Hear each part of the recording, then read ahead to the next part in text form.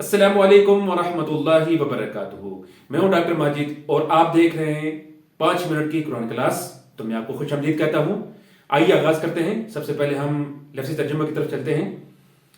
الذین، وہ لوگ، ینقضون، جو توڑتے ہیں، عہد اللہ، اللہ کے عہد کو، من بعد میثاقہ، مضبوط عہد کرنے کے بعد، ویقطعون، اور کاٹتے ہیں، ما امر اللہ بھی، جس کا اللہ نے حکم دیا ہے، ان یوصل، یہ کہ ملایا جائے، ویفسدون، اور یہ فساد برپا کرتے ہیں، فی الارض، زمین پر، اولئک هم الخاسرون، یہ وہ لوگ ہیں جو نقصان اٹھانے والے ہیں۔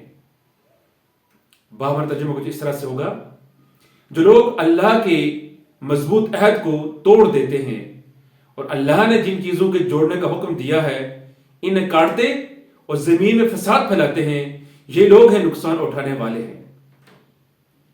تو معزز ناظرین، اب ہم اس آیت کا مفہوم لیتے ہیں۔ اس آیت مبارکہ میں اللہ رب العزت نے فاسقوں کی 3 نشانیوں کا ذکر کیا ہے۔ پہلی نشانی یہ ہے کہ الذین ینقضون عہد اللہ، کہ ایسے لوگ اللہ تعالیٰ کے عہد کو توڑتے ہیں۔ عہد کون سے ہیں جی؟ 2 طرح کے عہد ہیں۔ ایک تو وہ عہد ہے جو میں اور آپ نے عالم ارواح میں کیا تھا۔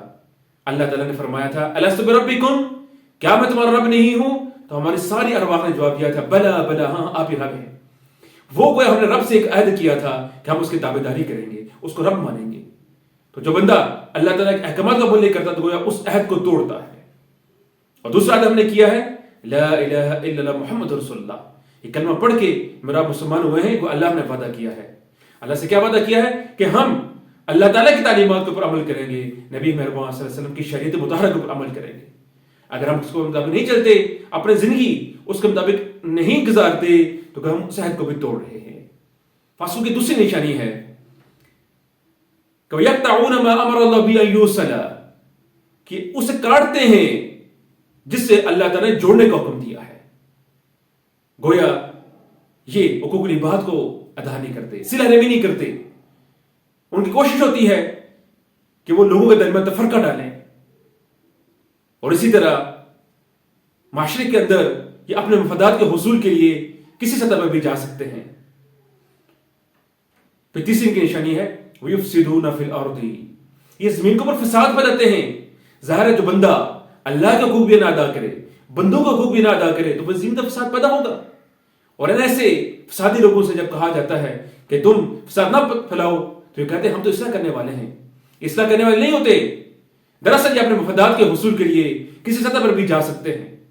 ان کو دوسرے مفادات میں عزیز ہوتے ہیں، اس ضد کے اوپر، ہٹ درمی کے اوپر آ کے تو زمین کے اوپر فساد پھیلاتے ہیں اور لوگوں کو تنگ کرتے ہیں۔ اولئک هم الخاسرون، انجام بتا دیا گیا کہ ایسے فاسق لوگوں کا انجام یہ ہے کہ دنیا میں بھی نقصان اٹھاتے ہیں اور آخرت میں بھی نقصان اٹھائیں گے۔ تو اللہ تعالیٰ سے دعا ہے کہ وہ ہمیں قرآن کا صحیح فہم عطا فرمائے۔ السلام علیکم ورحمۃ اللہ وبرکاتہ۔